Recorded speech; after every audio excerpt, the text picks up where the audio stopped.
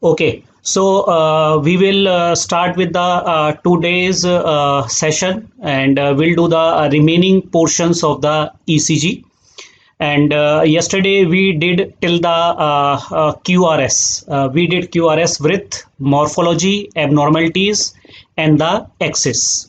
So now moving on to the next component of the ECG. Next component of the ECG. So hopefully today everything is okay. Audio, video, there is no problem. All right.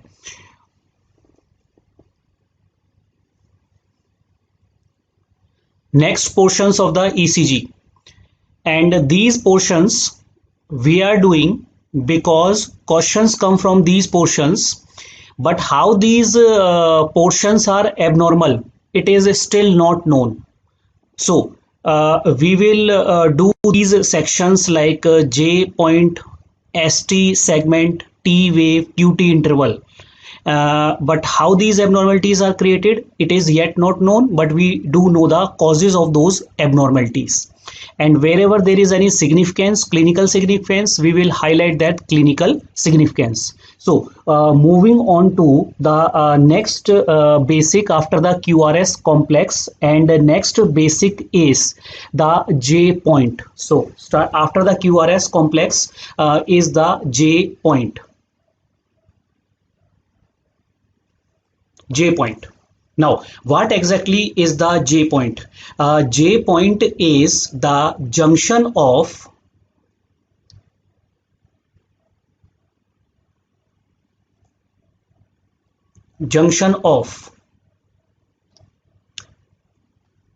QRS with ST segment.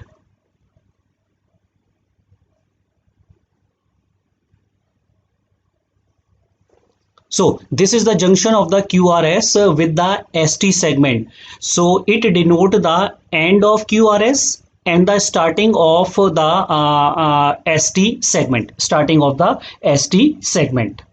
Now, coming to the significance of this J point. What exactly is the significance of the J point? So, basic number 8, J point, it is the junction of QRS with the ST segment. And the significance of this J point is, and this is an important recent change, which says that whenever we are assessing the ST segment, we assess the ST segment in the form of ST elevation and ST depression. So the ST segment, importance of J point is ST elevation or depression is assessed at J point.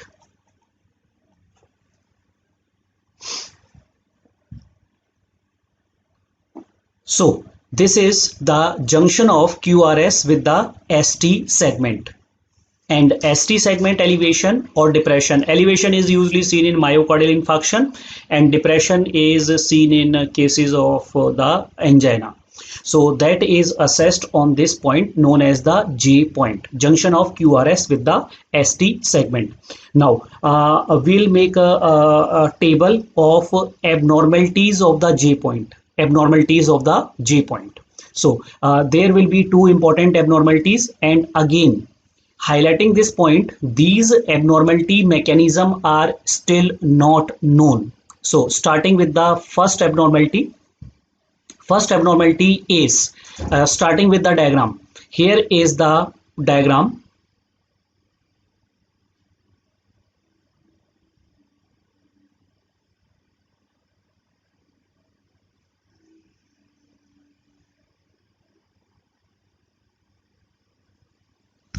Here is the diagram of the abnormality.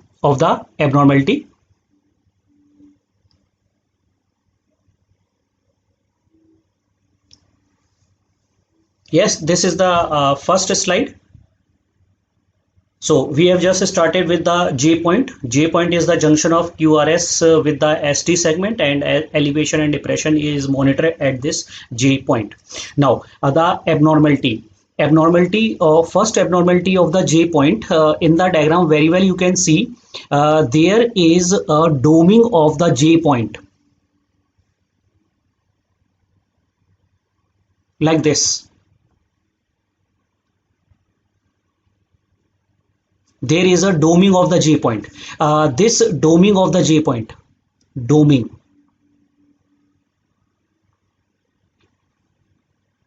of J point. This is known by a name. This is known by a name, and this is one of the highly repeated question in your exams, and this is known as Osborn wave.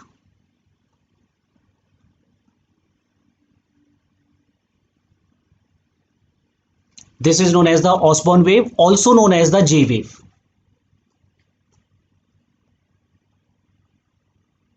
Also known as the J wave. So there is a hump-like deflection, or doming of the J point, and this is known as the Osborn wave. How it is created, mechanism not known, but reasons are there, the causes are there of this J wave. So the most common cause of the J wave is hypothermia.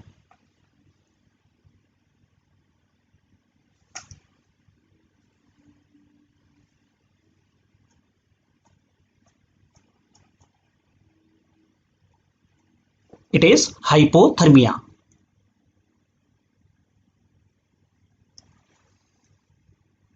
That is doming of the J wave.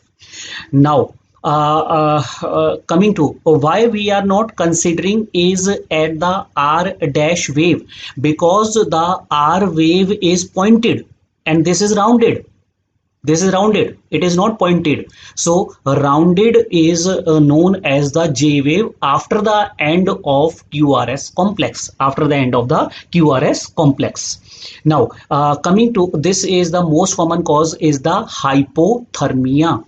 Now the other causes are the hypothyroidism,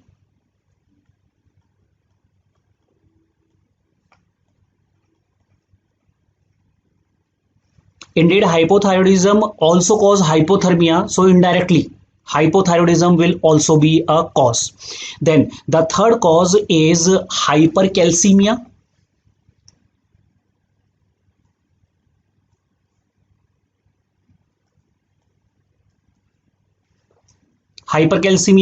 Then subarachnoid hemorrhage.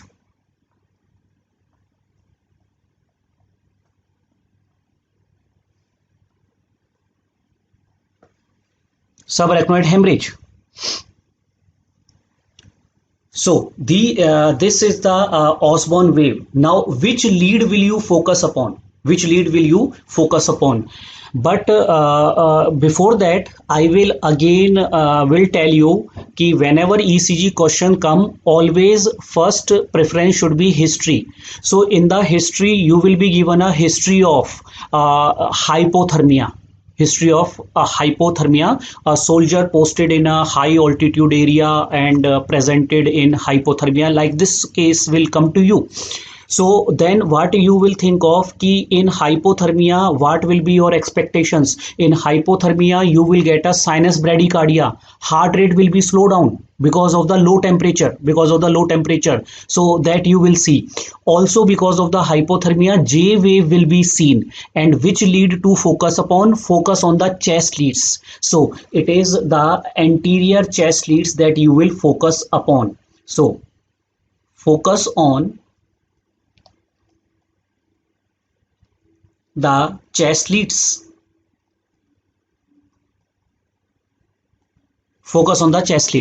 Especially it is seen in V3 V4 ECG leads. So especially the chest lead which you will focus upon is V3 V4, but can also be seen in V1 V2 V4 V5 also, but focus on these mid chest leads V3 and V4. Now coming to why there is S wave should be below the baseline. Remember, S wave may or may not be seen. It is not mandatory कि S wave will be seen. S wave is a very very small deflection. Before that deflection come, there is a J wave which is seen in this case. Now coming to the number two abnormality, and number two abnormality is, so the four important causes of the Osborn wave: hypothermia, hypothyroidism, there will be hypercalcemia and subarachnoid hemorrhage. Now come to the number two abnormality at the J point. This is seen in V1 ECG lead. V1 is a right-sided lead, so there should be some right-sided pathology. So in the V1,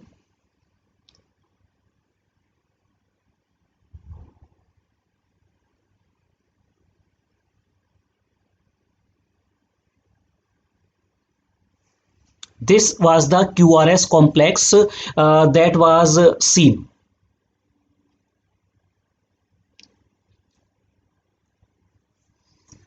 That was the QRS complex that was seen, a small positive deflection and a deep negative wave. Now what happens in this case at the J point? Look at the arrow. Look at the arrow. This should be the J point for lead V1. Lead V1. What will be the line connecting the J wave and the T wave? That will be ST segment. That will be ST segment. How does subarachnoid hemorrhage cause the J wave? As I told you, mechanism is not clear. Now whatever we are doing here, the exact mechanisms are not known for these abnormalities. Now come to the V1, and in the V1 there is a double slurring at the J point, like this. So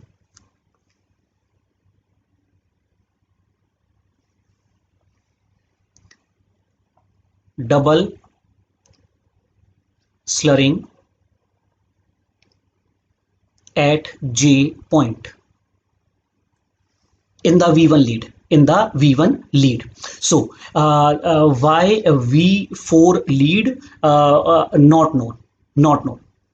Now come to the double slurring at the J point. This double slurring, it is known as the, by the letter E.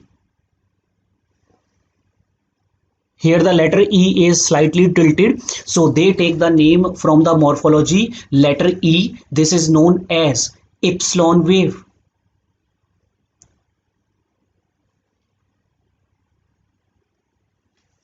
Epsilon wave.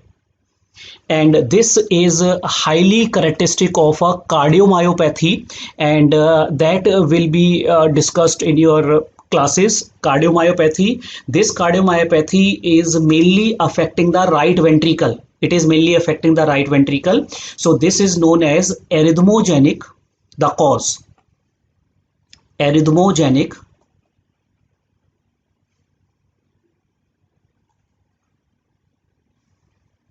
right ventricle dysplasia. Short form ARVD. Short form is ARVD. This negative wave should be S wave. Yes, this is S wave. This is a S wave which is present.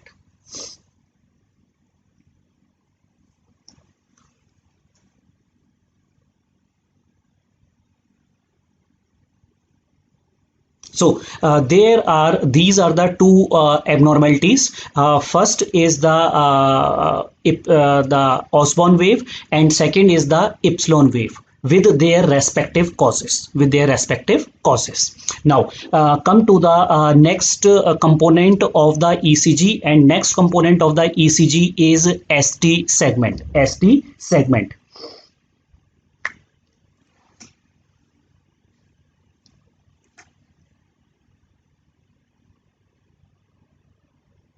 So the ST segment, S wave is equal to the J point. No, not necessary ki S wave will be the J point, because sometime if S wave is not seen, then R wave will merge into the or end into the J point, Which cardiomyopathy? Arrhythmogenic right ventricle dysplasia. Arrhythmogenic right ventricle dysplasia, that is the cardiomyopathy which produces this epsilon wave. Arrhythmogenic right ventricle dysplasia, ARVD. Now coming to the next one, and next one is the ST segment, basic number 9.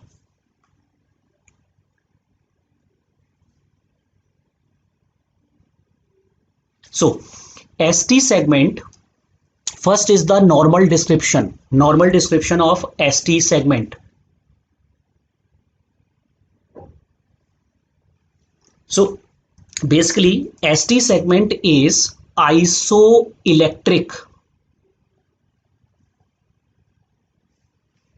It is isoelectric. Isoelectric means it is a straight line, smoothly merging into T wave.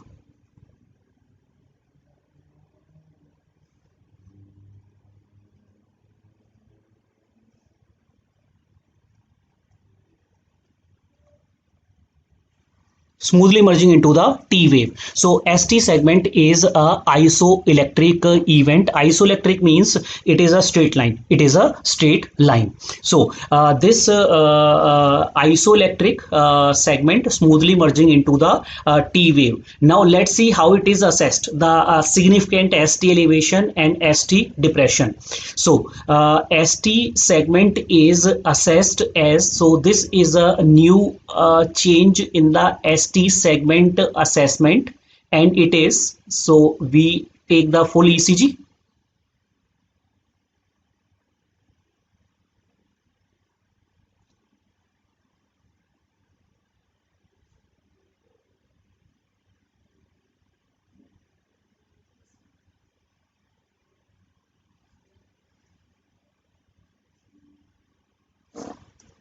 So we have taken the full ECG. So ST segment is isoelectric segment which smoothly merge into the T wave, and sometimes it is very difficult to calculate the duration of ST segment. Why it is difficult to calculate the duration? Because it is smoothly merging into the T wave. So we can't appreciate where is the T wave starting and where is the ST segment ending. We can't determine very accurately. Now, how the ST segment is assessed? So the ST segment is assessed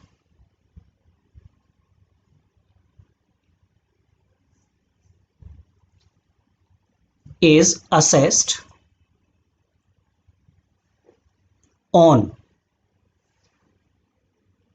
the PR segment line at J point. So the ST segment is assessed on the PR segment line. So what we will do? We will extend the PR segment. So this is the line, PR segment. This is the line. So now what we will do? We will extend this line.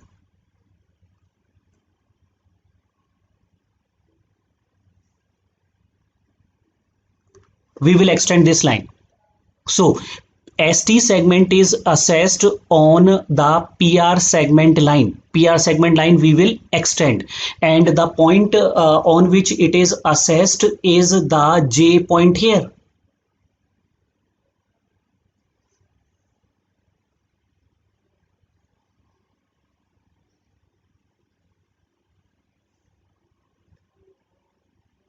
J point here.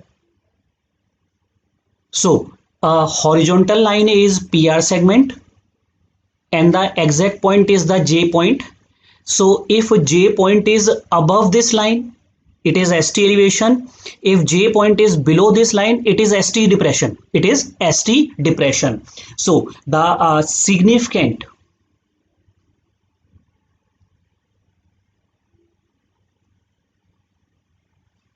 ST elevation and significant ST depression.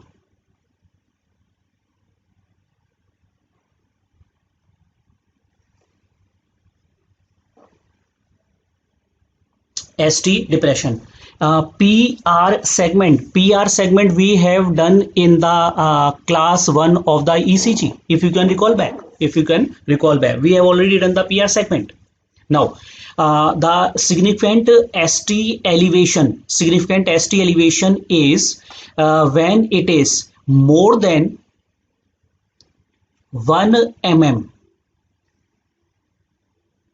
It is more than 1 mm above the PR segment line, and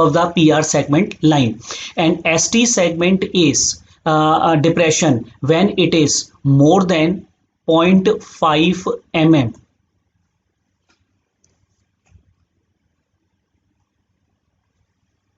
this is above PR segment line and this is below PR segment. So this is a significant ST elevation and depression. We take a horizontal line from the PR segment and then we will see where is the J point exactly located, and on the basis of this we determine the elevation and depression. So ST elevation is more than 1 mm above the PR segment line and more than 0.5 mm below the PR segment. When we take ECG, all complexes does not come in the same line. Then how do we assess the ST elevation? If the question is of ST elevation, you will be given a PR segment in the ECG. PR segment and PR interval is same? No, it is not same. Segment is from the end of P wave and interval is from the beginning of the P wave. Now coming to, why this again? Why the ST elevation occur and ST depression occur? It is exactly not known. How does they occur? There is no yet mechanism which is fully identified. There are many hypotheses for that, but no single reason is there for the elevation and depression.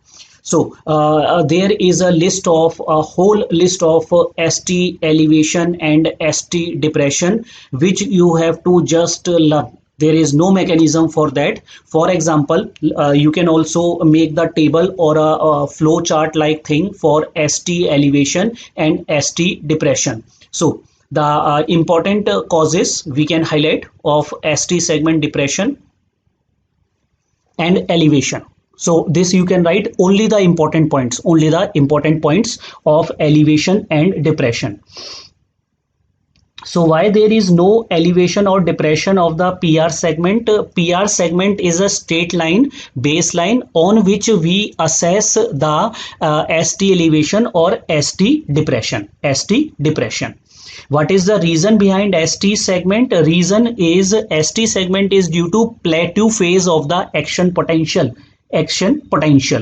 How can we notice such a small change? I will show you the diagram and you will easily identify elevation and depression. You will see the diagram and you will be able to see identify.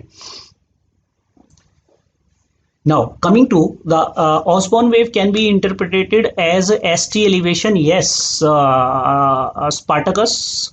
ST elevation can be Osborn wave can be interpreted as the ST elevation if it is present.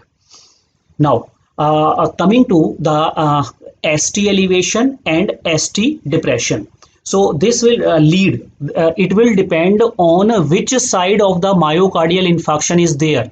So lateral wall MI, lateral wall leads, anterior wall MI, anterior chest leads will be seen. The changes will be seen according to the pathology. According to the pathology.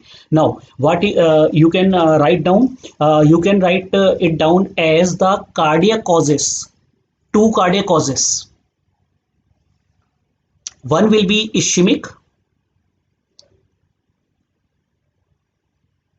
and second will be non-ischemic. Non-ischemic.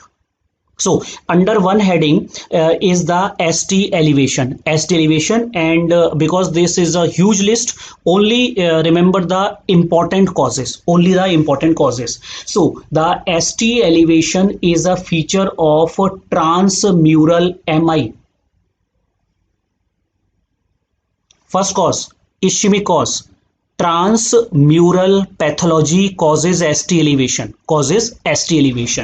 Then transmural ischemia, and transmural ischemia is a feature of prismatal angina that we will discuss under the myocardial infarction, ischemic heart diseases. We will take this point of prismatal angina.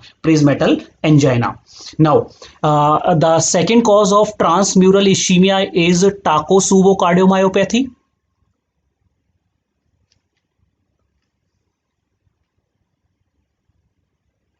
Frequently asked question, so that we will be discussing in the cardiomyopathy section. So cardiomyopathy, two cardiomyopathy have been mentioned here. One was the arrhythmogenic right ventricle dysplasia, and second is a Takotsubo cardiomyopathy. There is an intense ischemia of a transmural area in Takotsubo cardiomyopathy.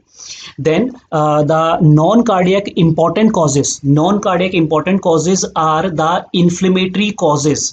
It will be acute pericarditis, acute myocarditis. This you can write it down. Inflammatory pathologies. Then Brugada syndrome. This we will discuss later on. Important MCQ.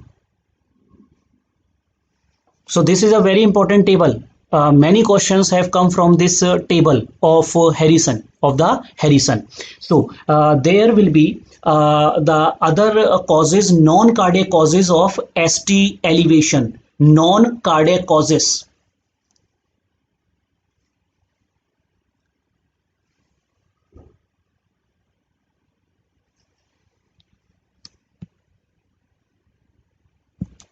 Non-cardiac causes. So in non-cardiac causes, you can mark hypercalcemia, hypothermia, hypercalcemia. Why? Because these were the causes of Osborn wave.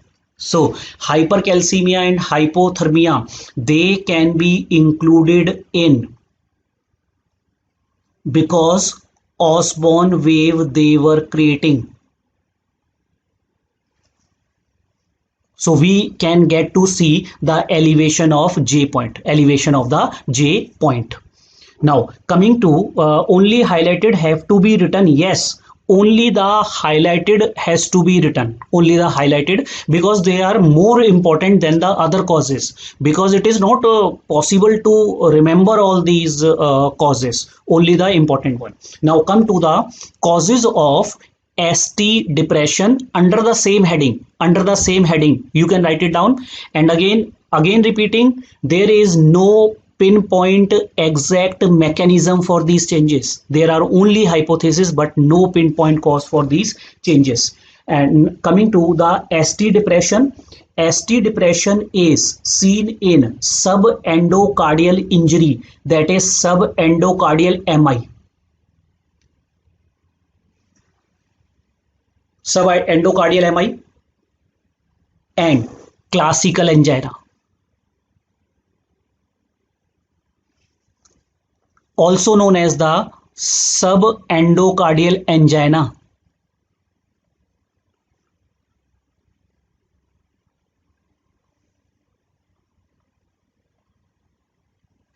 Subendocardial angina. So here you can identify If it is a transmural pathology, ST elevation occur. If it is a subendocardial pathology, ST depression occur.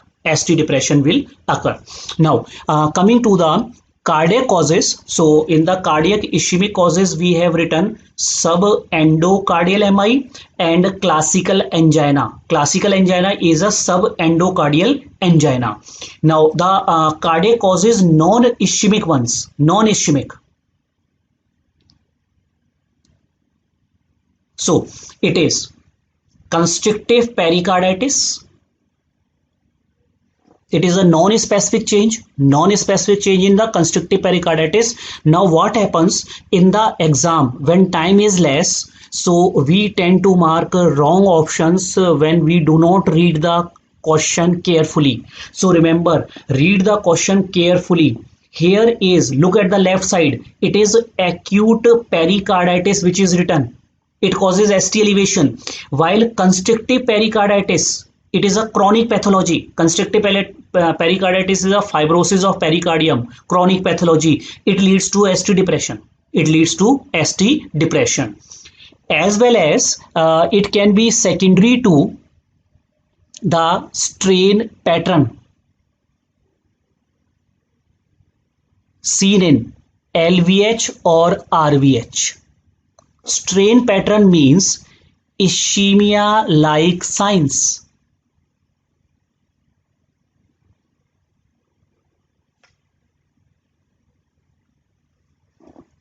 Strain. Yesterday we did this term, right ventricle strain. Right ventricle strain. So that strain means it will cause a ischemia-like sign, and ischemia-like sign is angina-like sign. So there will be ST depression in cases of the left ventricle hypertrophy and the right ventricle hypertrophy. Right ventricle hypertrophy. Now come to the ST depression non-cardiac causes. So non-cardiac causes. Is there any reason for these? No. As I told you, there is no reason, only hypotheses are there, and no one at your level is going to ask the reasons for these changes. No one will ask you. They will just give you clinical history and they will give you the ECG. So you have to correlate the history with the ECG. Now come to the non-cardiac changes, and in the non-cardiac changes it is hypokalemia, subarachnoid hemorrhage, and digoxin. MCQ. So three important causes: hypokalemia, subarachnoid hemorrhage, and digoxin. Digoxin, it is a very important pharma agent which leads to, probably the only drug which leads to ST depression, So this is seen in digoxin. Important pharma MCQ also. So this is a list of causes ST elevation and ST depression, and this you have to just remember. This list. Now coming to subarachnoid hemorrhage causes the Osborn wave. Here ST depression, as I told you, multiple changes can be seen. Subarachnoid hemorrhage can cause ST depression. Subarachnoid hemorrhage can also cause the Osborn wave. So both changes can be seen in different individuals. Now coming to the morphology of ST segment. So hopefully this list you must have noted down of the causes of elevation and depression in a tabular form. Now come to the image based question of ST segment. So here comes the image based questions.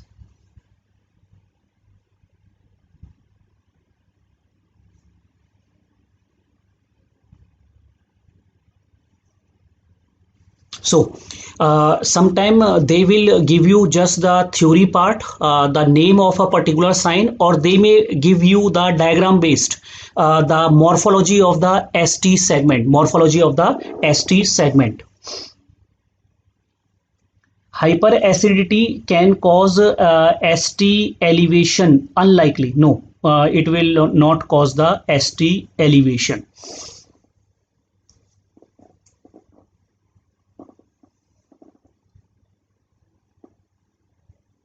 in which lead these changes are noted.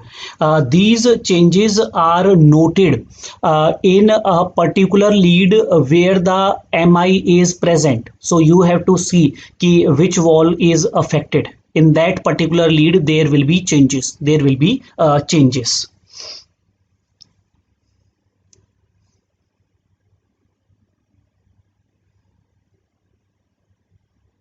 Yes, Osborne wave can be a reason of ST elevation. Can be a reason of ST elevation.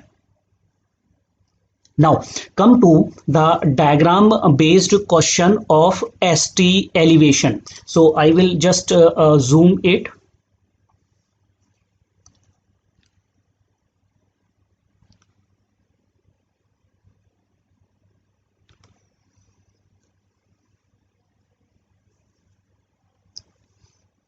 Now, if you can notice, you can draw a table, three rows: abnormality, name of a particular sign. Signs are important.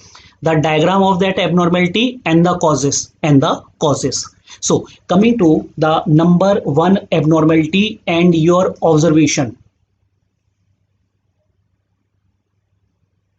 Number one abnormality. To locate the wall MI, do we need to know the axis? No, in that axis requirement is not needed. Now come to the abnormality, and very well you can see the abnormality if I can trace this ECG. This is the QRS complex. This is a QRS complex which is seen, and after the QRS complex you can see the ST segment is hugely elevated. It is hugely elevated. Why it is hugely elevated? Because if I can draw this PR line, PR segment,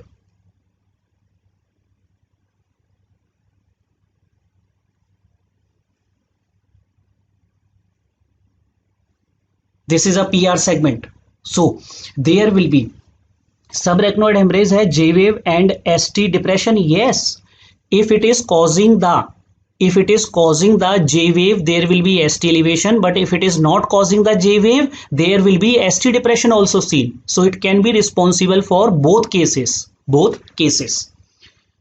which lead to C for inferior wall MI, inferior leads, and inferior leads are 2,3 AVF, that we will also discuss later on when we'll do the myocardial infarction.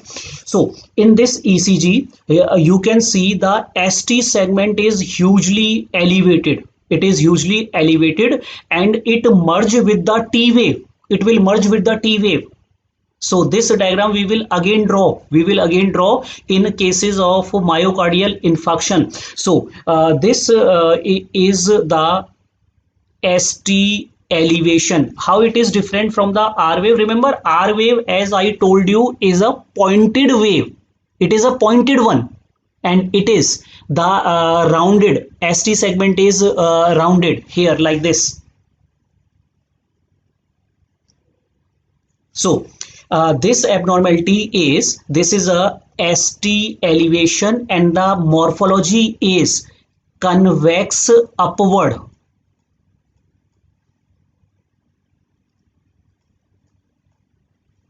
ST elevation, and it is more than the height of the QRS complex.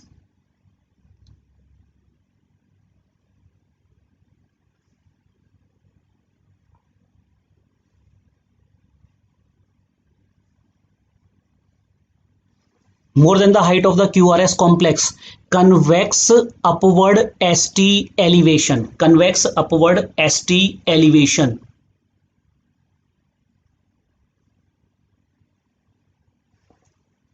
This is a sign of acute myocardial infarction. This is a sign of acute myocardial infarction. So the cause here will be acute MI.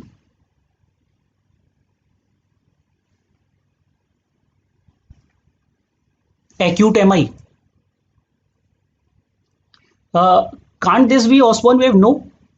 It is not a Osborne wave. It is not the Osborne wave which is there. So I will give you the diagram of the Osborne wave also. So this is seen in cases of acute myocardial infarction, and again, why convex upward, reasons are not known. Reasons are not known, and this upward elevation of ST segment is more than the QRS complex. This resemble, if you can see that this morphology resemble the gravestone or tombstone after MI. MI is the most common cause of death worldwide. So this leads to death, mortality, appropriately known as, this sign is known as gravestone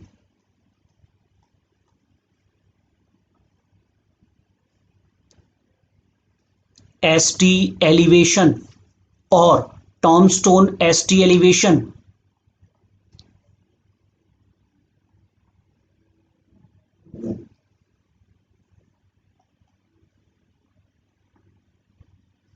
ST elevation sign. So this is a feature of acute myocardial infarction. Acute myocardial infarction. Is it a small s or a big? So this looks like only 2 mm is there. So you can call it as a small s. It is hardly 2 mm. Hardly 2 mm. The T wave follows this ST segment. ST segment merge with the T wave. Merge with the T wave. So this will be the acute myocardial infarction. Acute myocardial infarction. Now, coming to the next one.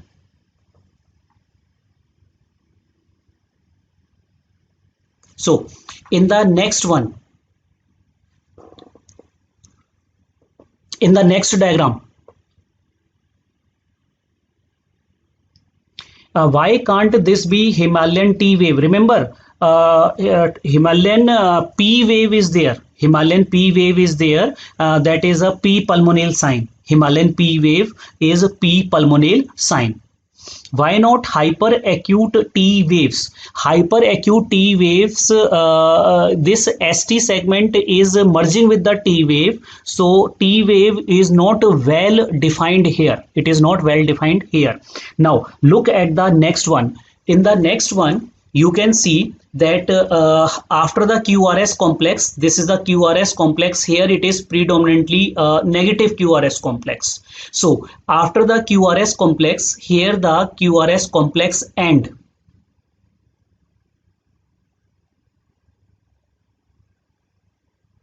Here the QRS complex ends, and this is a PR segment line. This is a PR segment line which we have there. How come 2 mm? The S wave, I talk about the S wave here. So S wave is going below the PR segment, so it is 2 mm in the above diagram, in the black and white diagram. So in this case, you can see that there is, if we will observe, the ST segment. So ST segment is convex upward.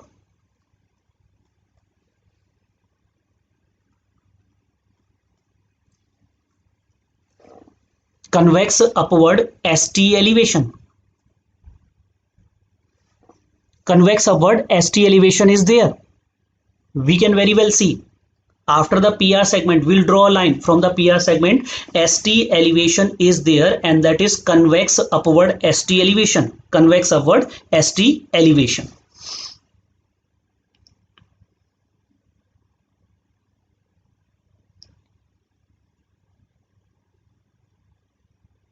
Now, coming to, there is one more important sign here, and that important sign here is T wave inversion.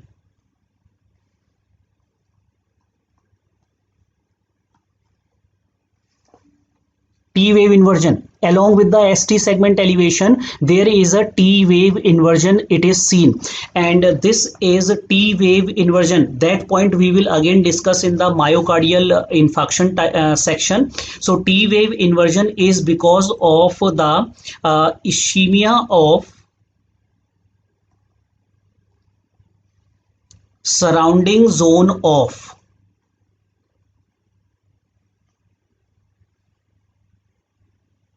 infarction.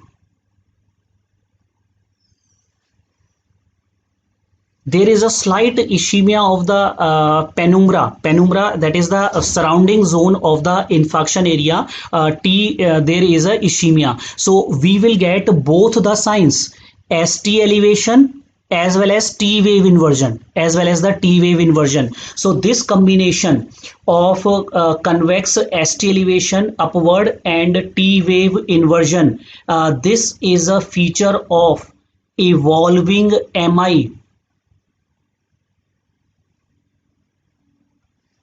Evolving MI, and this sign is known as, this is the number 2 sign, this sign is classically known as Pardee sign.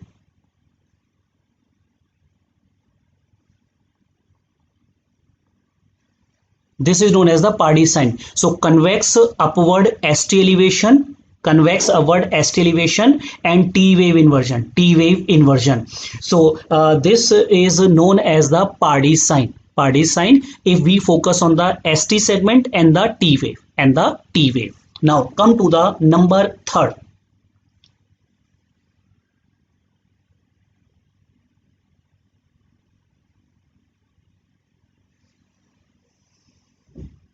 Number 3rd.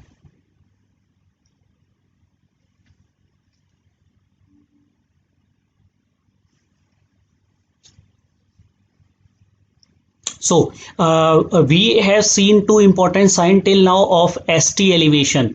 One was the tombstone sign and second is the Pardee sign. Both are seen in myocardial infarction but in different phases of myocardial infarction. Now come to the third diagram of ST elevation. Third diagram of the ST elevation. So this ST elevation is very well you can see.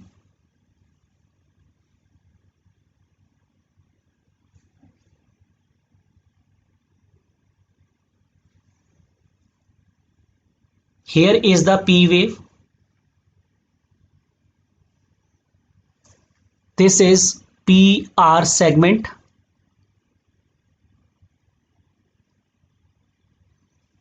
PR segment, and from this PR segment ST elevation is there.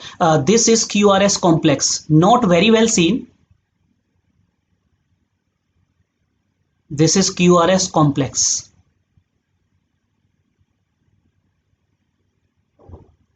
This is T wave. So here we can see that ST segment is concave upward.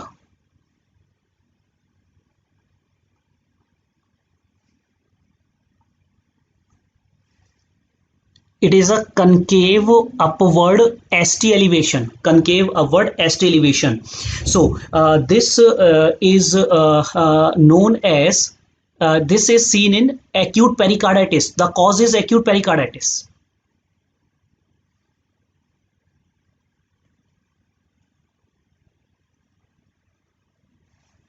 Seen in acute pericarditis conditions. And again, why the morphologies are different, exactly not known. Exactly not known, these reasons. So this is a type of the ST elevation which is concave upward and it is a smiling face.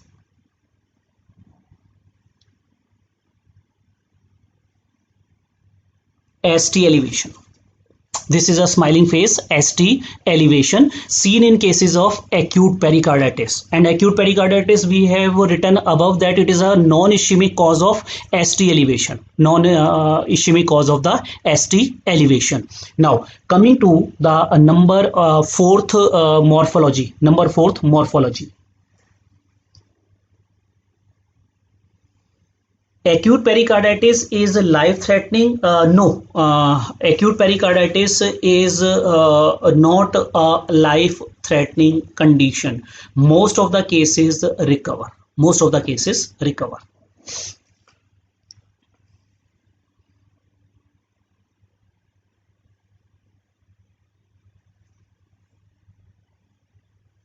Now, coming to the next one. So, come to the next one, that is a 4th one.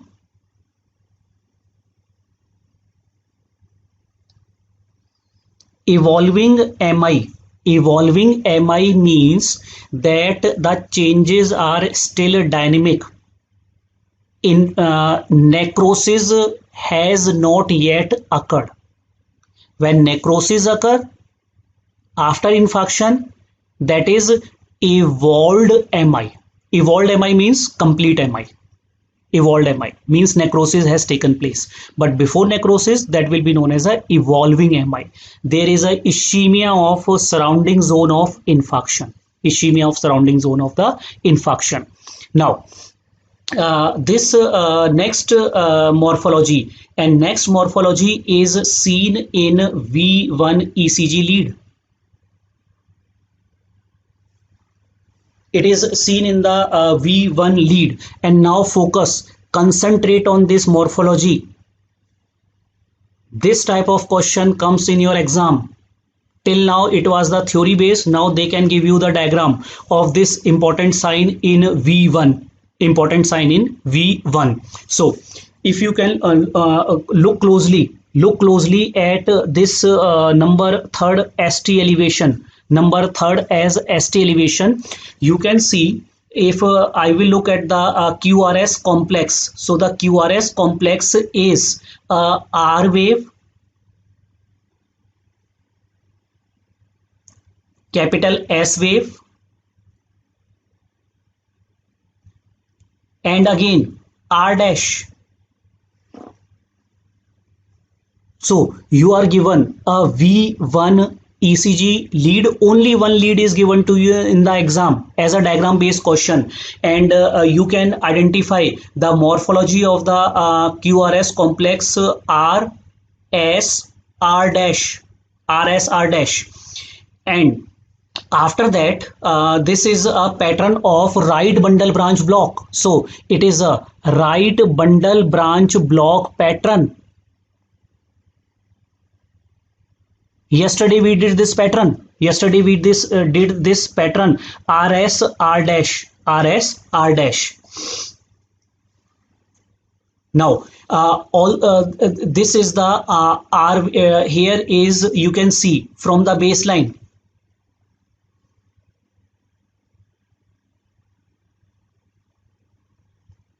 From the baseline, this QRS complex is going, and this is the J point.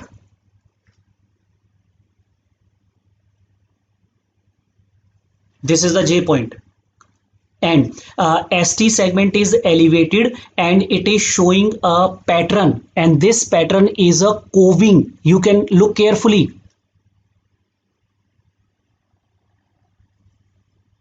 Coved ST segment elevation, coving. So this is the pattern. This is the pattern. Yes, rabbit ear. So RS R dash pattern, and there is ST elevation. There is a ST elevation there. That is a coved ST elevation. And this pattern is very importantly double Q. Double Q means frequently asked question, PET question of the examiner. This pattern is known as Brugada pattern.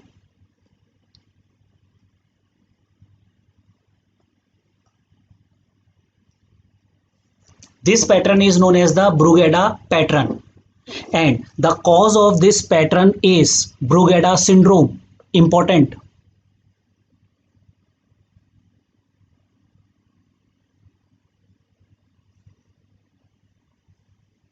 This is seen in Brugada syndrome. Coving is this pattern.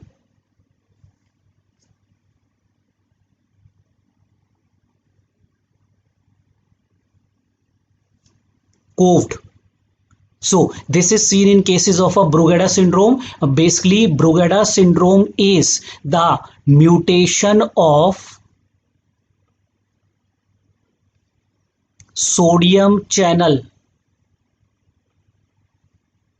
in right ventricle. Brugada syndrome is a mutation of the sodium channel in the right ventricle, leading to the impaired depolarization of right ventricle, mimics the right bundle branch block. Why ST elevation is seen here? It is not known. It is not known in the Brugada syndrome. So these are the points of Brugada syndrome. You should remember what is the syndrome, what is the defect, sodium channel mutation of right ventricle, what is the sign name. Sign name is a Brugada pattern, and the ST segment is coved. ST segment is coved along with the right bundle branch block pattern. Now coming to the number fifth. Number fifth, ST segment abnormality. ST segment abnormality, and that abnormality is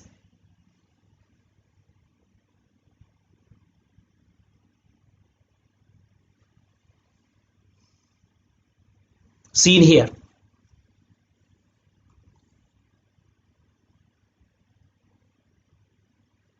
So this abnormality is seen here. The next abnormality, why T wave inversion?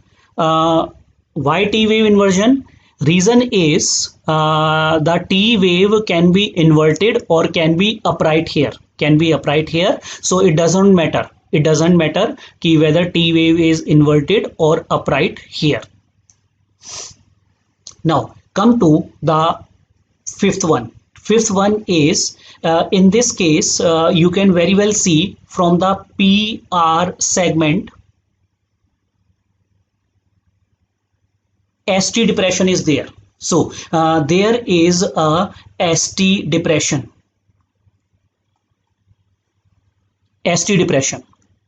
And this ST depression produces a characteristic morphology, and this morphology is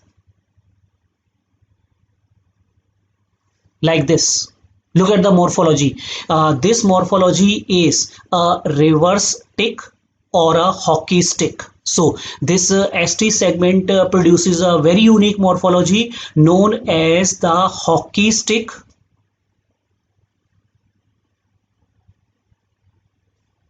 or a reverse tick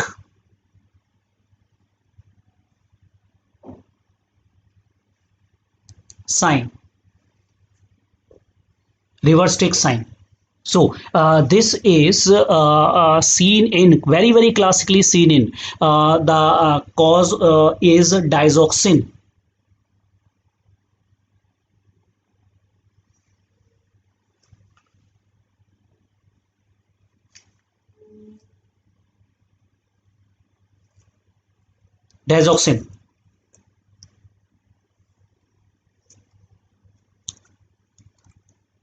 So hockey stick sign resemble the hockey stick or a reverse stick sign, and it is a type of ST depression, and that morphology is classically because of the digoxin, and digoxin we have done above in the list of ST depression.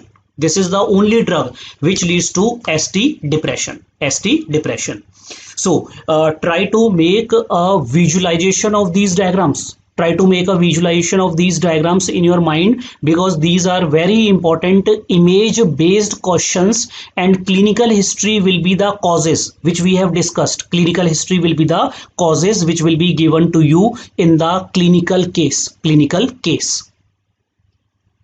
How is Brugada syndrome different from the Pardy's sign? So the Brugada syndrome is different because in Pardy's sign ST segment is convex, and here it is like a cove. So the morphology is very different. And also in the clinical case, if a history of myocardial infarction is given to you, chest pain, typical anginal chest pain, so that will be a Pardy's sign. So always correlate with the clinical history. Now these are the different types of important ST segment morphologies and their sign with clinical cases. Now come to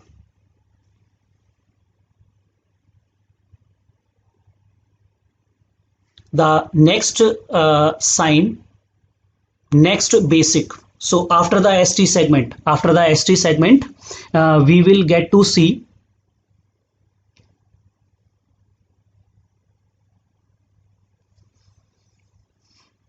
how to differentiate a right bundle branch block from a Brugada syndrome? Remember, Brugada syndrome is one of the cause of right bundle branch block. One of the cause.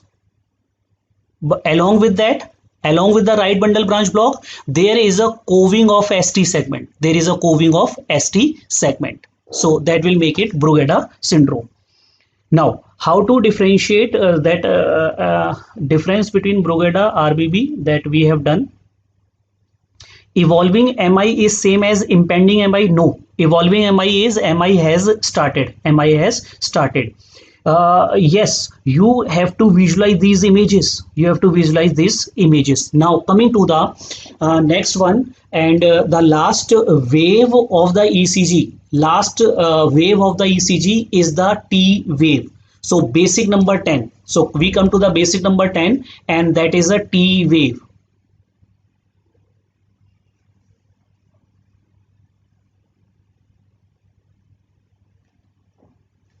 So T wave is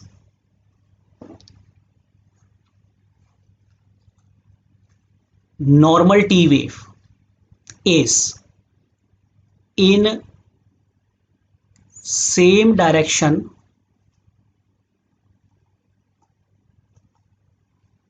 as QRS complex. So it is in the same direction as the QRS complex. This basic we have done in the first class of the ECG. First class of the ECG, that whatever is the predominantly QRS going, T wave will go into that direction only. Normal T wave in the same direction as the QRS complex. And precisely T wave has asymmetrical limbs.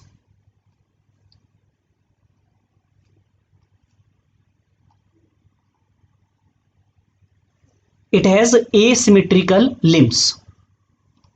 How ST segment elevation in Brugada? Because J point is elevated. J point is elevated. Hockey stick is in which lead? It is a generalized sign. So it can be seen in almost any lead, any ECG lead due to digoxin. Very good question. In which lead we will see the hockey stick sign? It is a diffuse. It is diffuse. Now, coming to the asymmetrical limbs of the T wave. Asymmetrical limbs means the ascending limb is less acute.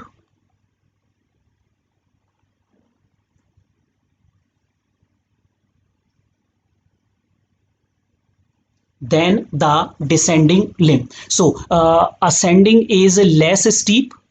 This is ascending limb, and descending limb is more steep, more steep. That is a morphology. That is a morphology. Normal T wave. Normal T wave. Why this point is important for T wave morphology? So first thing you have to remember is that T wave is in the same direction as the QRS complex. Smiling face seen in which leads? It is also a diffuse. It is also a diffuse. So wherever I have not mentioned the lead, it is a diffuse sign. And wherever I have mentioned like V1, Brugada pattern is seen in V1. So that will be your focus. That will be your focus. Now, it has got asymmetrical limbs. The ascending limb is less steep. Descending limb is more steep. Why this is important? Because it has to be differentiated from. So, T wave differentiated from P wave.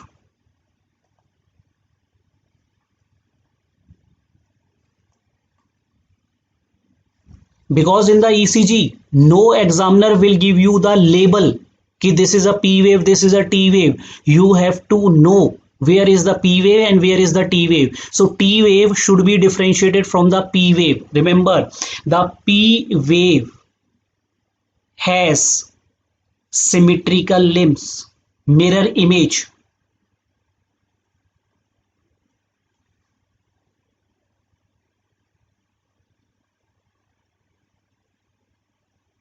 Like this. It has symmetrical limbs, mirror image, mirror image.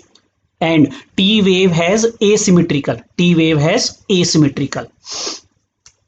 QRS direction in V1 is negative, but T wave is positive.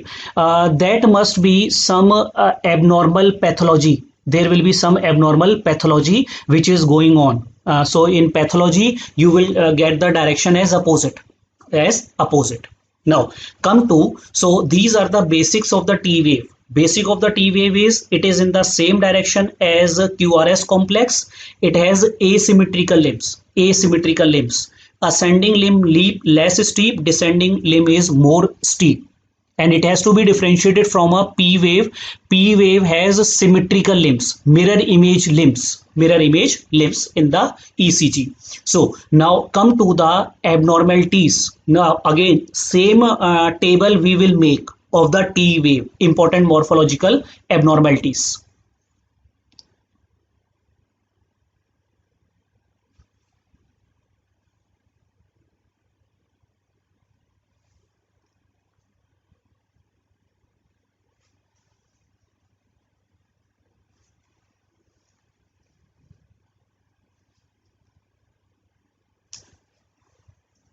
This is P wave. So look at the diagram. Look at the diagram.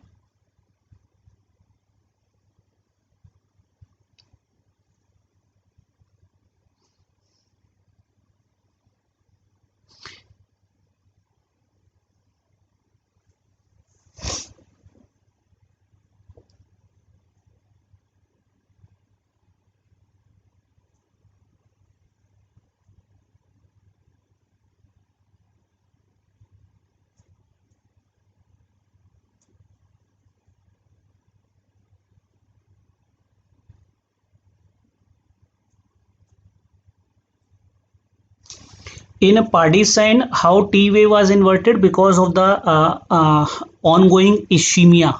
Ongoing ischemia, T wave become inverted. T wave will become inverted. Now come to the diagram based question of T wave abnormality. T wave abnormality diagram based questions. So visualize the diagram. First visualize the diagram.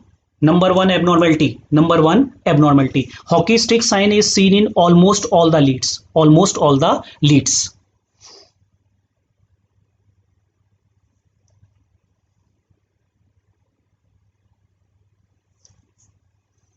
All right, here. So there is some hang. So we'll take a break here. 2 minutes of break, so that in the end there will be no problem with the screen. So 2 minutes of break. All right, so let's start.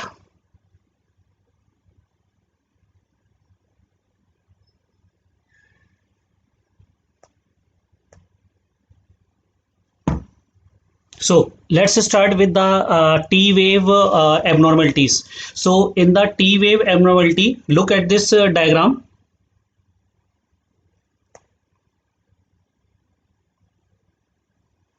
All right, look at the diagram. In this diagram, we will see the main important abnormality is the T wave. Is the T wave. And in one look, we may get confused between which is a QRS and which is a T wave. Which is a T wave. That can be a possibility. So here, this is a P wave. After P wave, there is a QRS complex, and after the QRS complex, here we are able to see a T wave. This is a pointed tall T wave. So pointed tall T wave is seen. Pointed. So when it is called as a tall T wave, it is called as a tall T wave if the height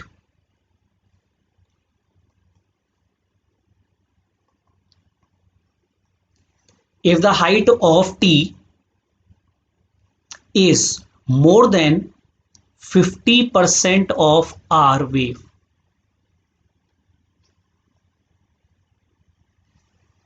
Height of the T wave is more than 50% of the R wave. Is more than 50% of the R wave. So this is a meaning of a tall T wave.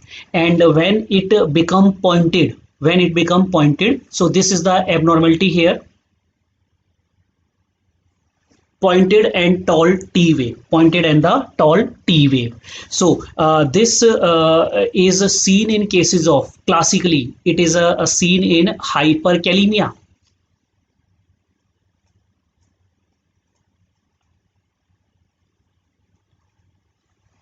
It is a feature of a hyperkalemia, and these T waves are classically known as Eiffel Tower T waves, pointed T waves.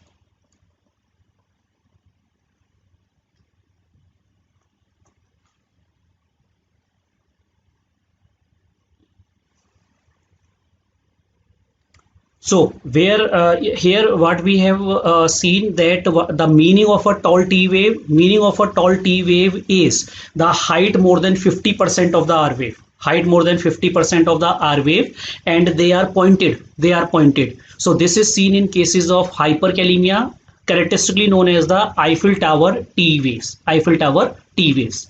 Now this has to be differentiated from, this sign has to be differentiated from the next diagram. Number 2, abnormality. Number 2, abnormality.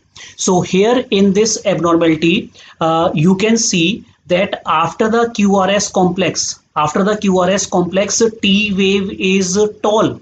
T wave is hugely tall.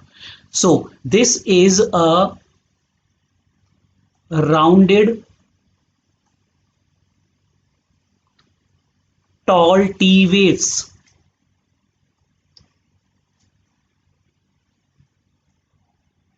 Not pointed, not pointed. So they are rounded.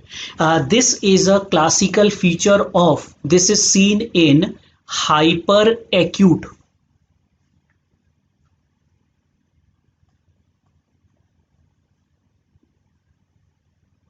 Hyperacute myocardial infarction. So this is seen in cases of a hyperacute myocardial infarction. So this is a differentiating feature, that in hyperacute MI, that is the first phase of the MI. So hyperacute MI is the first phase of MI. There is a tall T wave and that is a pointed.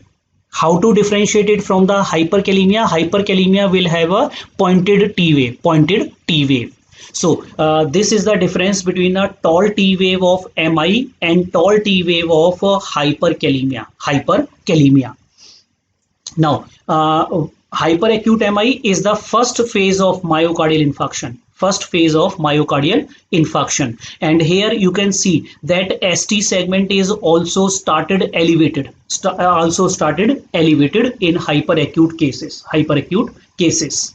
Now, coming to, yes, there is a ST elevation also here. Now coming to the third sign.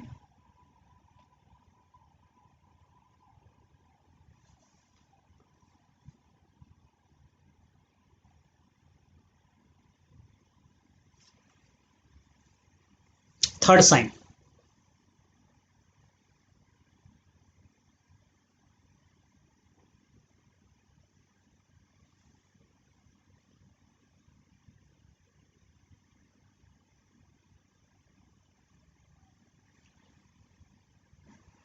So look at the third sign carefully.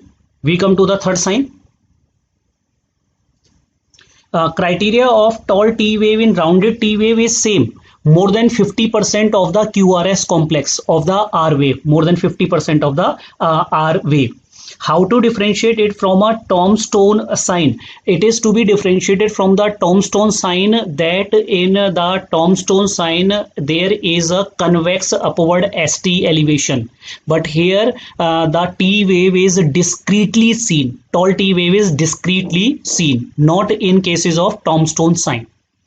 Now, what is the cause? Cause is hyperacute MI. Hyperacute MI. Now, coming to the case number 3. Case number 3. Now, case number 3. Look at this classical picture. Here is P wave.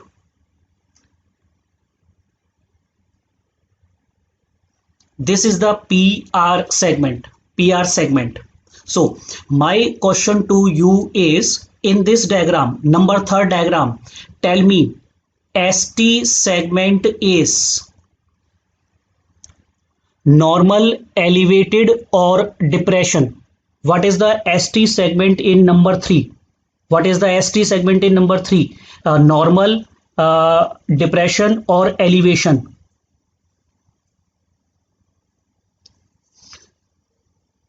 It is ST depression. Yes, visualize. This is ST depression. So ST segment depression is seen. Fine. Now, along with the ST segment, what about T wave? Yes, there is a ST segment depression. ST segment depression.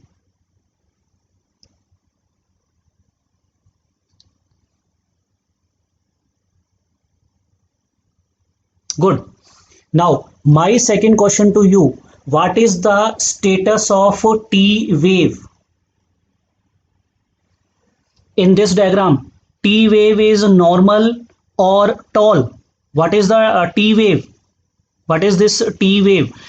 Yes, ST segment depression is there. And what about the status of the T wave? Status of T wave is tall. Yes, very good. So T wave is tall. T wave is tall. So this is a very, very unique sign. This is a very, very unique sign that along with the ST depression, tall T wave is seen. Tall T wave is seen. This is known as, when tall T wave is seen with ST depression, this is known as De Winters T wave.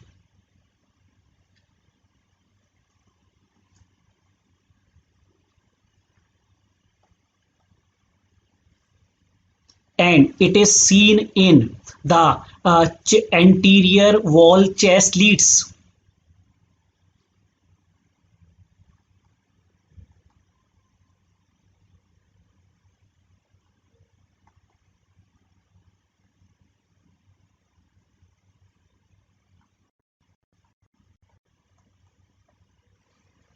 Anterior wall chest leads. This is seen.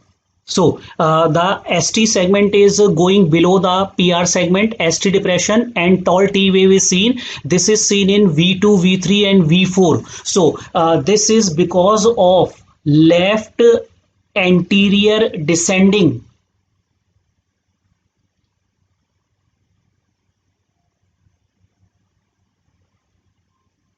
artery block. Anterior descending, left anterior descending supply the anterior wall.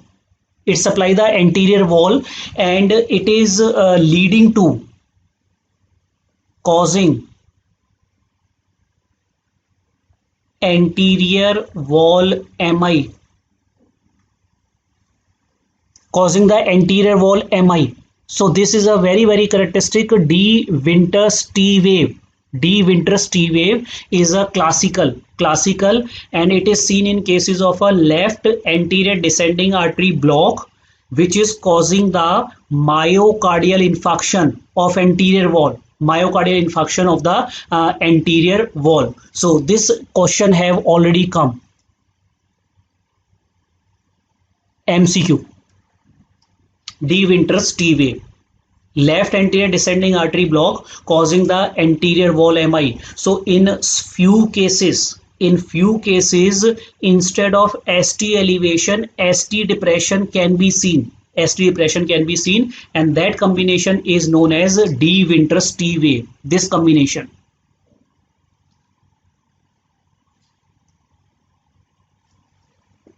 De Winters T wave. Similarly, number 4 sign.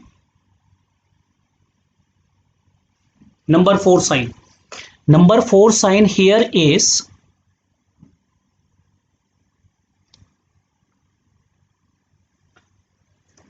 left anterior descending artery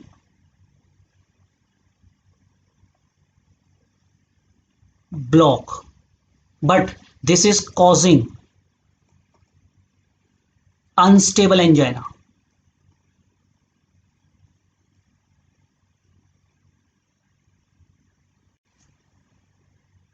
So remember, these are the culprit artery is same. Culprit artery is same.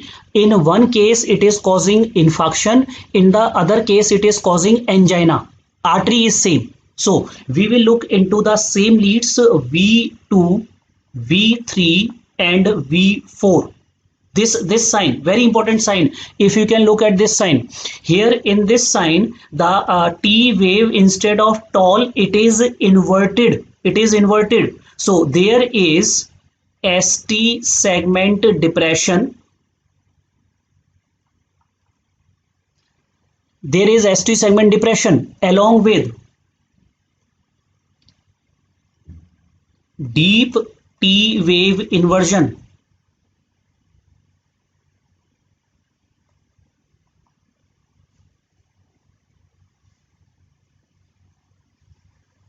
ST segment depression with deep T wave inversion, deep T wave inversion. So this is how to differentiate the Eiffel Tower with the D Ventus. Eiffel Tower T waves are pointed. They are pointed, and they are not associated with ST depression. Eiffel Tower T wave are pointed, but no ST depression is seen there. But in this case, D Ventus T wave, ST depression is seen. ST depression is seen. Now, coming to the other possibility, that sometime LAD artery block can cause unstable angina. And in unstable angina, here you can see ST segment depression is there and T wave inversion is there. And this is a deep T wave inversion. What is deep T wave inversion? If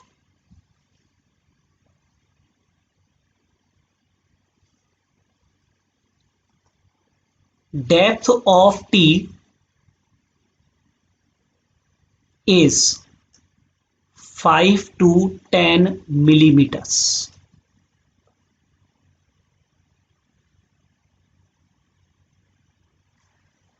If the T wave depth is between 5 to 10, if it is 5 to 10, then it is known as the deep T wave inversion.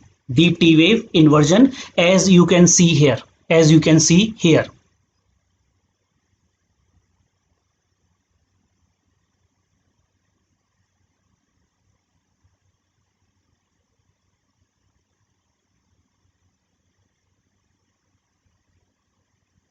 So this is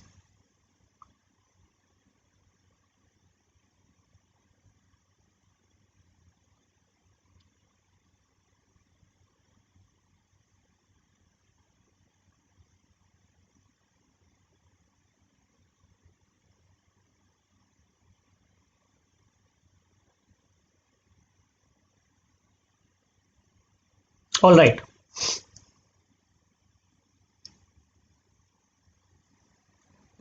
If you can see from the PR segment, this is a PR segment. This is a PR segment. So it is going downward. It is going downward from the PR segment. So slightly depression. So if the depth of T wave inversion, if this depth is 5 to 10 mm, this is known as the deep T wave inversion. This sign is known as Whelan T waves.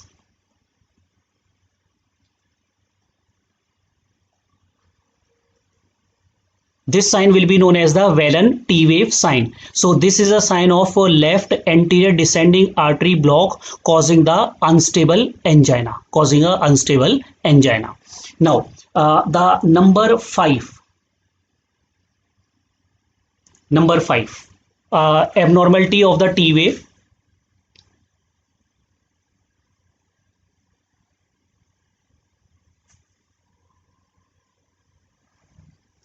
Abnormality of the T wave. So in this number 5 abnormality, if you can see the T wave depth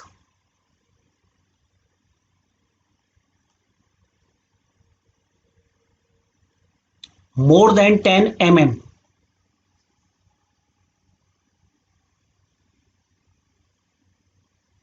You can see this diagram. You can see this diagram.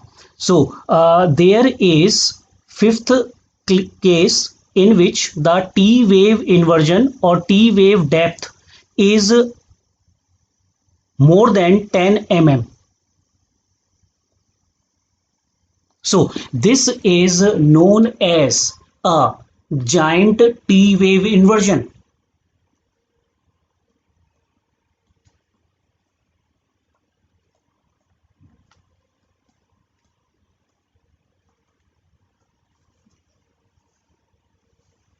This is known as the giant T wave inversion, giantly inverted T wave. And there is only one cause of this giant T wave inversion, that is a T wave depth is more than 10 mm. This is seen in a cardiomyopathy, hypertrophic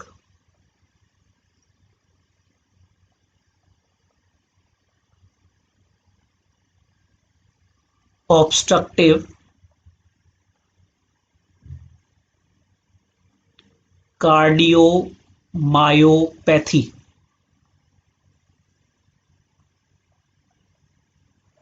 HOCM. So it is a sign of whenever giant T wave inversion is given, giant T wave inversion is given, so your only one answer will be the HOCM, that is hypertrophic obstructive cardiomyopathy. Hypertrophic obstructive cardiomyopathy. And in which lead you will see this giant T wave inversion in V5 V6, that is lateral wall.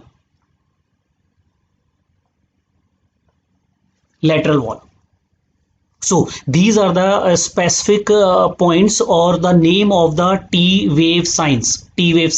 So we have done 5 T wave signs.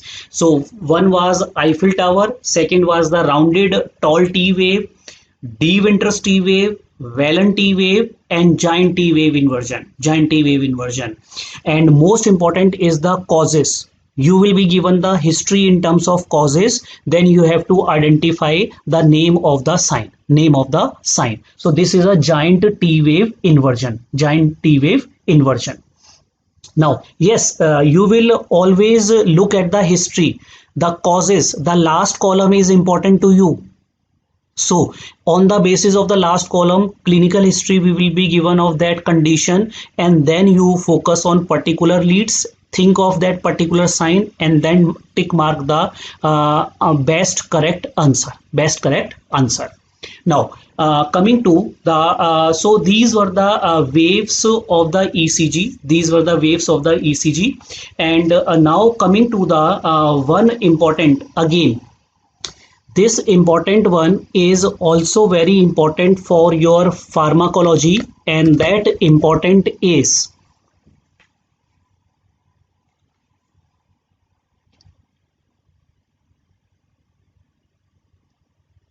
basic number 11, and basic number 11 is the QT interval.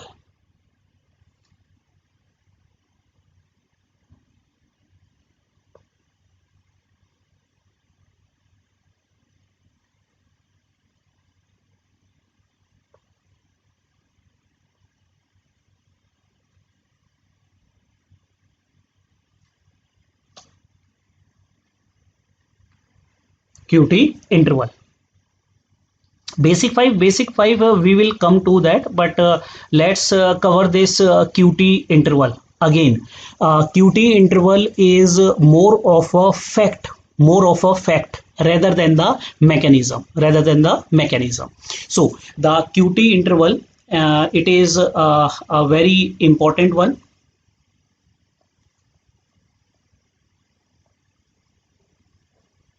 Important interval.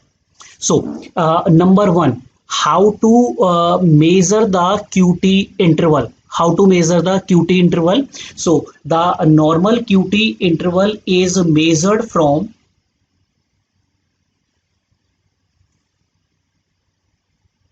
this is the diagram. So the QT interval is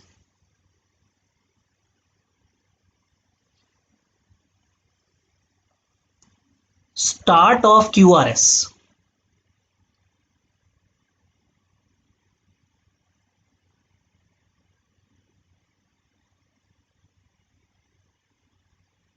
till the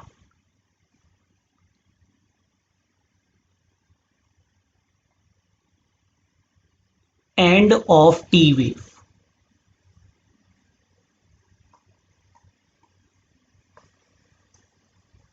So QT interval is the start of the QRS till the end of T wave, till the end of T wave in the ECG, in the ECG. So wherever QRS is starting, that will be your first point. QT interval, start of the QRS till the end of T wave, till the end of the T wave.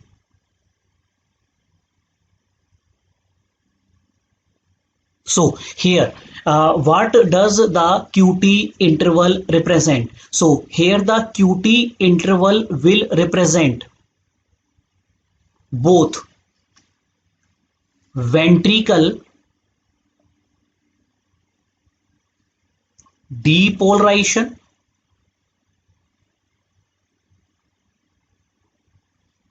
plus ventricle repolarization.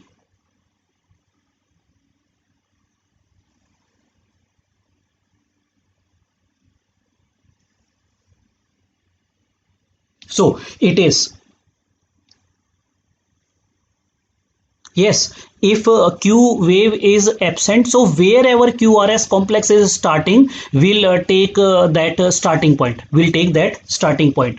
And this question came in your exam, and question was QT interval represent which activity of the heart? It represent a ventricle depolarization plus ventricle repolarization. So it represent both the activities. Main contribution is by repolarization. So the QT mainly represent repolarization of the ventricles because repolarization is a long event, ST segment and T wave. QRS occur very fast. So QT interval mainly represent the repolarization. Now, what is the normal QT interval? The normal QT interval, it range from 0.04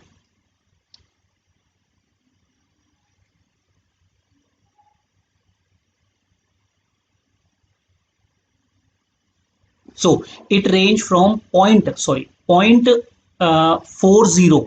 seconds.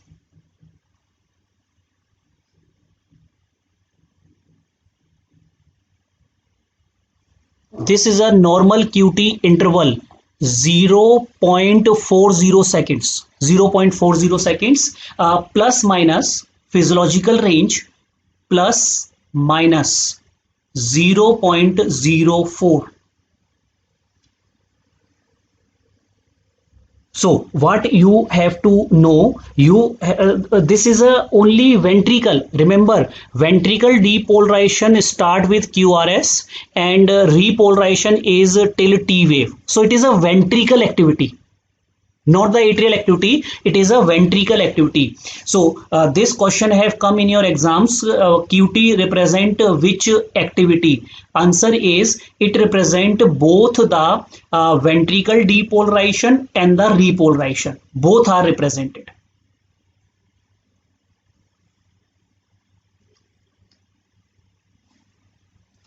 But mainly it will be determined by the repolarization. It will be determined by the repolarization.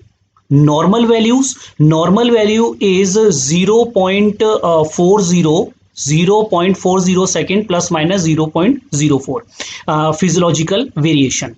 Now sometime what happens if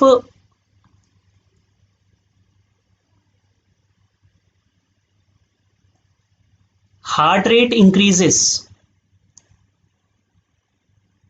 QT interval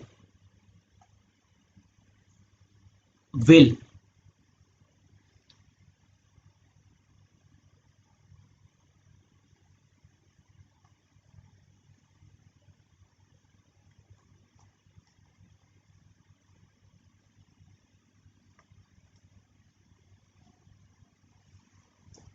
So QT interval can vary with the heart rate. It can vary with the heart rate. So even without any repolarization abnormalities. So QT interval is changed due to any repolarization abnormalities of ST segment or T wave. But what will happen if heart rate change, QT interval will also change without any repolarization abnormality. So my question is, if the heart rate increases, what will happen to the QT interval? QT interval will become decrease. Yes, it will decrease.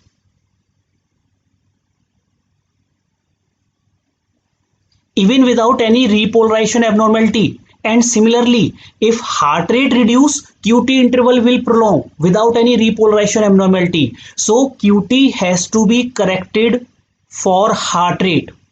Corrected QT for heart rate variation, and this formula make it double Q. This formula has been asked, Bazet's formula, double Q.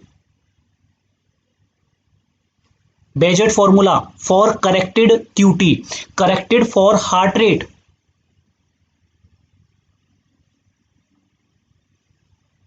So this formula is whatever is the QT interval you take, QT interval, divide it by under root of RR interval.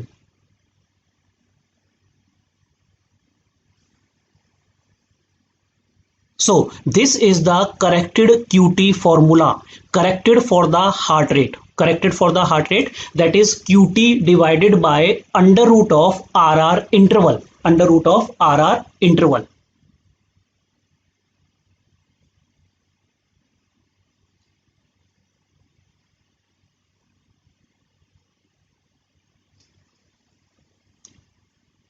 So revising it once again, the QT interval is start of QRS till the end of T wave, mainly represented by repolarization. So if there is a repolarization abnormality, it can change, but with heart rate it can also change. So it has to be corrected for the heart rate, and that formula is known as the Bazet formula, Bazet's formula for correction of QT interval.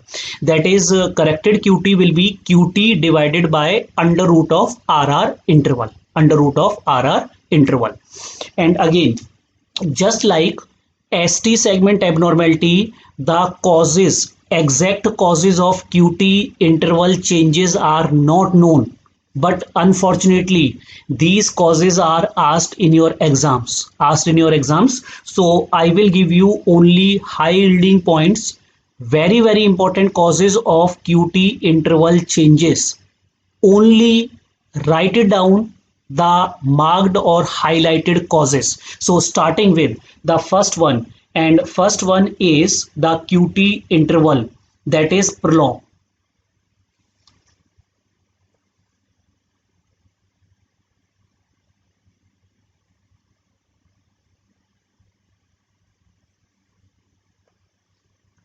Prolonged QT interval. So write it down. These are very important causes, very important causes, only the highlighted ones. No need to remember all the causes. So in the highlighted points, first is dyselectrolemia.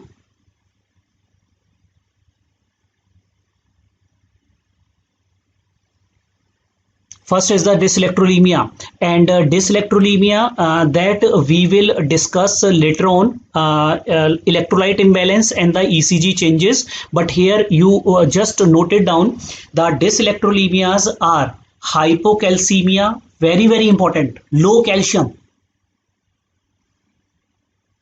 Second important cause, hypomagnesemia.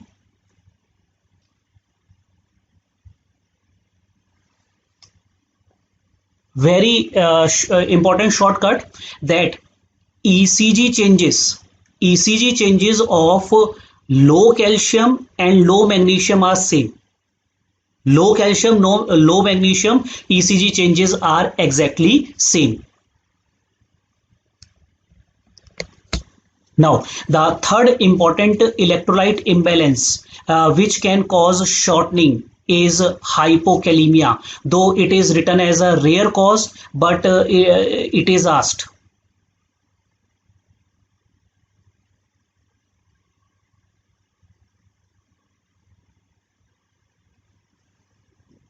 So three important causes: electrolyte imbalances, hypocalcemia, hypomagnesemia, and hypokalemia, and the hypokalemia.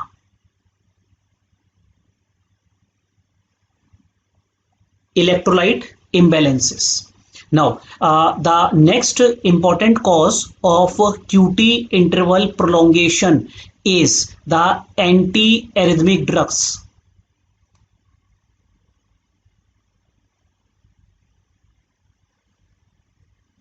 Only highlight class 1A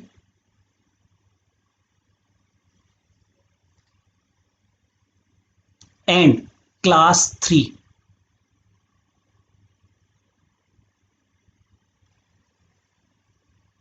So in the drugs, antiarrhythmic drugs class 1A and class 3, these are the two important antiarrhythmic drugs. While in the antibiotics,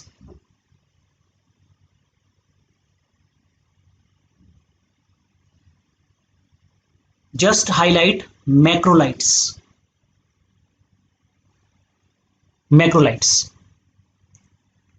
Now, coming to the other important drugs, and this is a AIMS type of question, that patient of psychiatric patient comes to you with overdose of tricyclic antidepressants. ECG changes. So most important ECG changes is the prolonged QT interval. So tricyclic antidepressants. So highlight this: tricyclic antidepressants.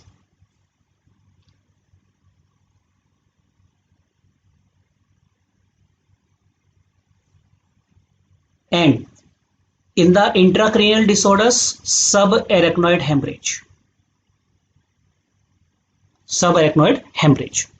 So once again, most importantly, QT interval prolongation, you will be asked electrolyte imbalances and drugs. These are the two important categories which you should know: electrolyte imbalance, drugs. While the other causes can be a subarachnoid hemorrhage, which causes a QT interval prolongation. While the causes of short QT interval,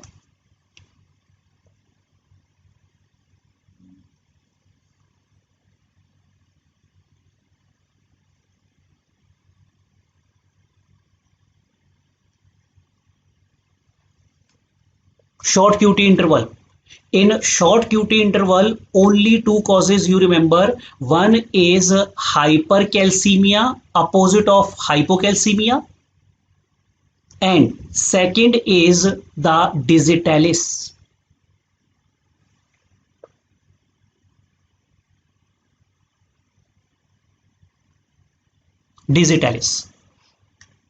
Yes, hydroxychloroquine and chloroquine, they cause QT interval prolongation.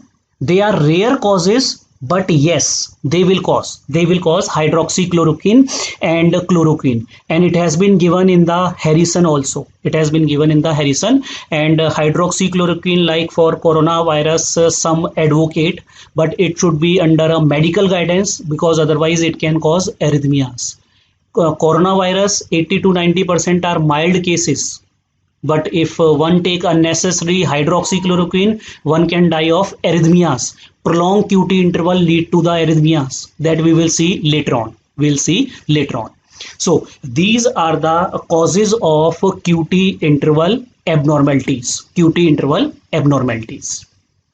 So with this, we finish with the today's class, and in today's class we have discussed mainly the fact-based questions being asked in your exams. Fact-based questions. Tomorrow we will start with the arrhythmia section, and that will be more of a calculation type of questions. So if there is any doubt, we can take the doubts here. So for the time being, class is over and we are done with the, let me see if there is any other topic before the arrhythmias which is left here or not. Let me see. No. Next, tomorrow we will start with the arrhythmia section, and my advice to all of you is keep revising your notes. And arrhythmia is based on our basic, the in the first class of the ECG that we have done, especially the ECG paper, how to calculate the heart rate. All these things will come in the arrhythmia section. So we'll stop here for today's class, and if there are any doubts, let me see what are the doubts.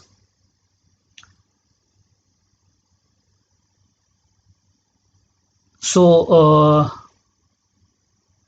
I think most of these we have discussed most of these doubts.